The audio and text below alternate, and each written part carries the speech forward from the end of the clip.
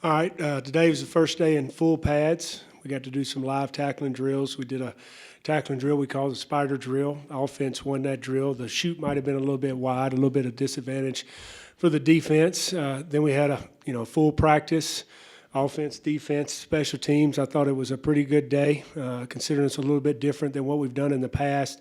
Being on a Sunday, I thought the guys came in this afternoon and were focused in meetings and had a good practice. Then we ended the practice with about a 15-minute live segment, offense versus defense. Some big plays for the offense, not very good tackling for the defense. So we got to work on tackling. We got to work on fundamentals. We got to go back to basics, offense and defensively. We're screwing up a lot of schemes. We need to slow down and make sure we get the fundamentals of playing football: blocking, tackling, throwing, catching. We're getting a little bit better. This was day 4. I know it doesn't feel like it, but I feel like we're getting a little bit better. But the effort's got to be day in and day out, like we're playing for a championship every single day we walk in this building. That's the only way we'll get where we want to go.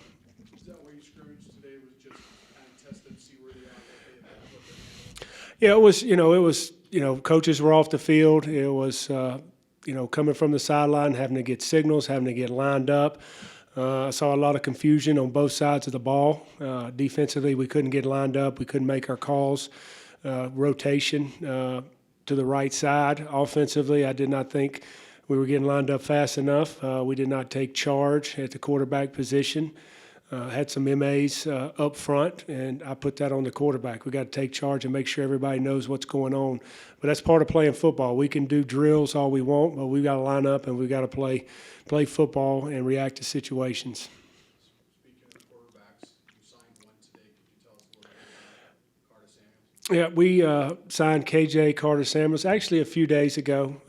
We just held the release because we signed our new basketball coach, Nico, and we're all excited about Nico coming to be the basketball coach. And so we waited to today to announce it. KJ is a guy that we've been recruiting for a long time, and then he's decided to come play here at Colorado State. He'll enroll in the Maymester and be in graduate school and compete here and play for Colorado State.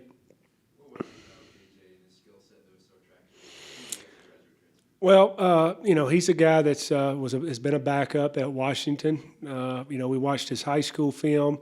He ran a little non-traditional offense. He was a little bit of a runner in high school. He had some athletic ability. We've got cut-ups from all his practice at Washington. Coach Peterson actually called about him a couple months ago and said he had interest in Colorado State, so we've been in communication with him since then. So he sent some cut-ups, and then we pulled every snap he has played in a game at Washington. I saw a guy that's athletic, has a quick release, ability to make plays with his legs and with his arm. How hard is it for a guy to come in, like you say, in May, and get up to speed on everything and be able to, be ready to quickly contribute? Well, I think it's a little bit different nowadays with the rules have changed where you're allowed to meet with them in the summer. So it'll be a big summer for him and our coaching staff using the time that the NCAA allows, getting him up to speed where he's got a chance to compete when fall camp starts. Obviously, it probably wasn't a surprise to your quarterbacks that this would come eventually, but how they respond and what do you want to see from them as they probably. Well, you're asking about how the quarterbacks responded. Since the second signing day, I've said we've been actively recruiting a quarterback because we missed out on a quarterback this year. So they've known we've been trying to sign a quarterback, and we tell them all the time, worry about what you can control on a daily basis, and their focus needs to be right now in spring practice. And I've said it in all my years of coaching and recruiting quarterbacks, you better take advantage of your opportunity right now. If you're looking down the road, hey, this is when my opportunity is. If you're not working every single day, you're going to get passed by when somebody comes in. These guys have an advantage. They're going through spring ball. They need to take advantage of the opportunity they have right now and worry about trying to lead the team on a daily basis. Who's taking most of the reps right now for you at once? It seems like the last 2 days, stuff that we've seen, it's been Justice has been leading the offense. But is it? It's been rotated. The first and the third practice, JC was with the ones. The second and the fourth practice, Justice was with the ones. So they've had equal reps.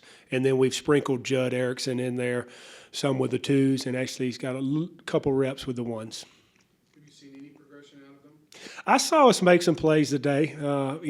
I see us thinking too much. I see us not processing quick enough, trying to be perfect. Taking what coach is saying in the meeting rooms and without a hitch, one hitch, two hitch, and sometimes you got to play ball. The pocket breakdown, you got to step up, or you got to get outside the pocket. You got to go to your check down. We're holding on the ball a little bit too long instead of, all right, we've went over the rules, we've repped the rules and all the drills and in the individual and the half 7-on-7s.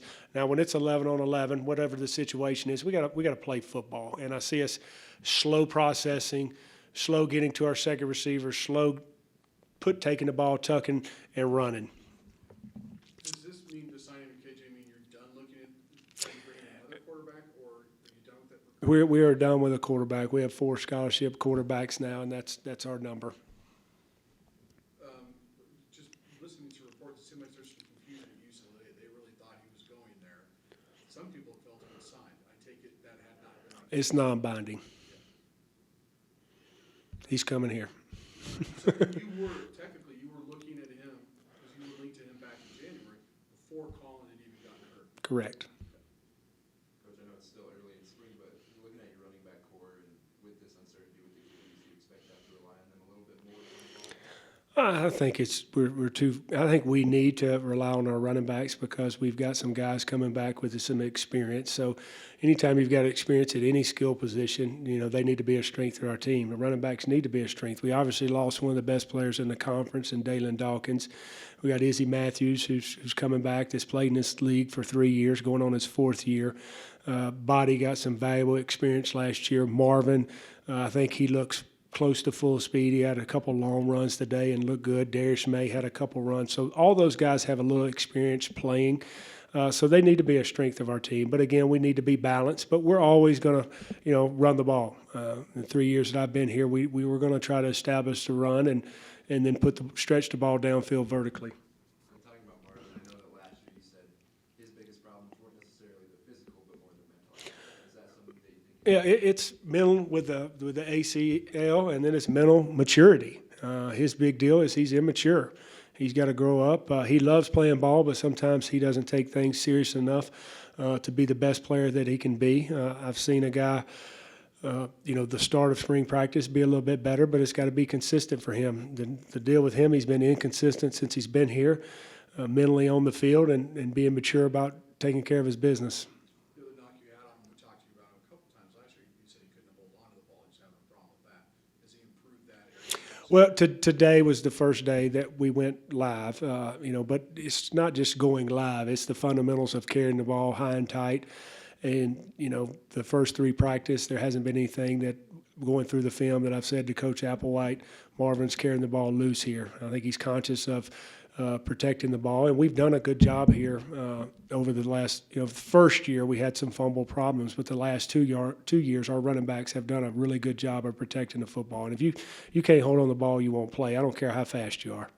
Over the course of 4 days, the first 4 days of practice, have you seen your leadership group do what they're supposed to do in terms of maybe they don't know everything yet, but getting guys in the right effort category, getting to the right places, expecting to do what CSU? Well, I will say this, defensively, I've noticed Richard King stepping up in a leadership role, being vocal. Josh Watson, Trey Thomas, I've noticed him in a leadership role. He probably gives the best effort of any guy out there.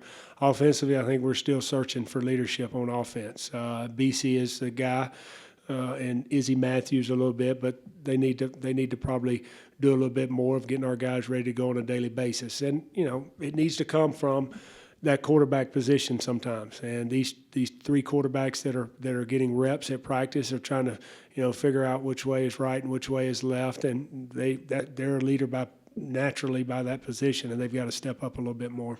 Izzy made the comment you felt like this was the first time this was a player-led team.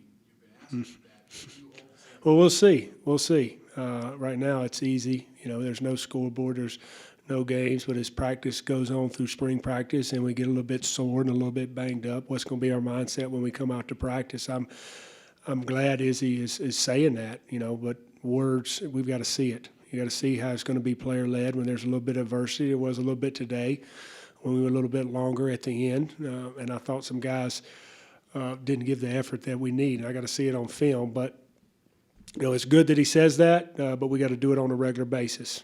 Is the next step developing leaders within position rooms where you've lost some key leaders? They might not be overall team leaders, but they lead their room. It's a great question. I talk about leadership all the time. You don't have to lead the team. You can lead your segment. You can lead your class. It could be a young freshman that's, you're leading that group of freshmen in that dorm, those freshmen in the dorm. You can be a leader within your class or within your segment. And there's different kinds of guys that are going to step up. And, we're going to, when we see those guys, we're going to try to cultivate those guys into leaders. And that's, we're straight putting those guys in stressful situations within offense and defense, and then within their segment. And then as coaches, we see who responds, and then we're going to cultivate that guy into the leadership roles.